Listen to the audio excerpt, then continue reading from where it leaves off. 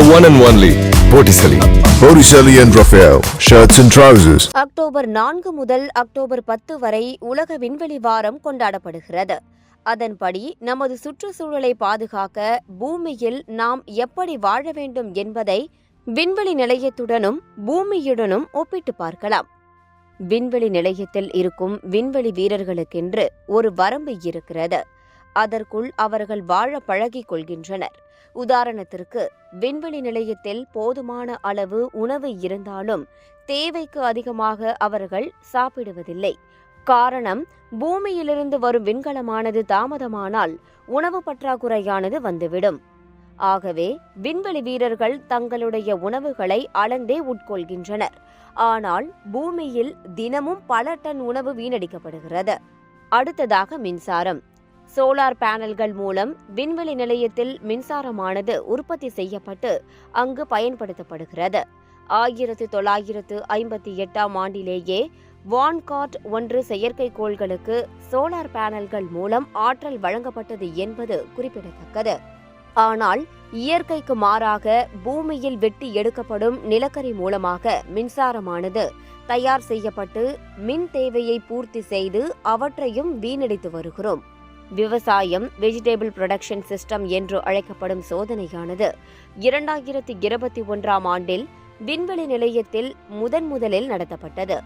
இந்த சோதனைக்காக LED விளக்குகளை பயன்படுத்தி நாசா விண்வெளி வீரர் மைக்கேல் ஹாப்கின்ஸ் அங்கு கீரை உற்பத்தி செய்தார். அதே சமயம் இங்கு மண்ணுக்கு ஒவ்வாத பல ரசாயனங்களை பயன்படுத்தி இயற்கைக்கு எதிரான விவசாயம் செய்து வருகிறோம்.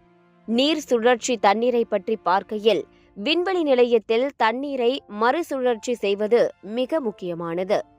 ஏனெனில் பூமியிலிருந்து விண்வெளிக்கு தண்ணீர் கொண்டு செல்வது என்பது அதிகப்படியான செலவை ஏற்படுத்தும்.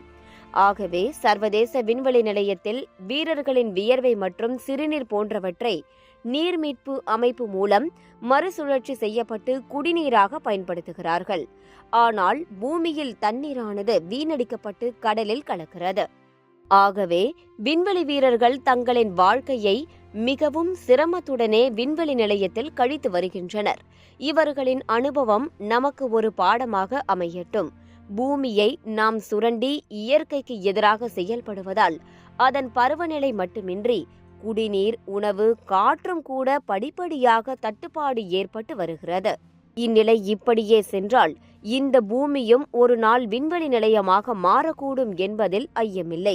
இருப்பினும் கல்வியில் மாணவர்களுக்கு விண்வெளி அறிவை அதிகப்படுத்தவும், அறிவியல், தொழில்நுட்பம் மற்றும் பொறியியல் மற்றும் கணிதம் பற்றிய அறிவை வளர்க்கவும், விண்வெளி நன்மைகள் பற்றி மக்கள் தெரிந்து கொள்ளவும் இந்த விண்வெளி வாரமானது கொண்டாடப்படுகிறது.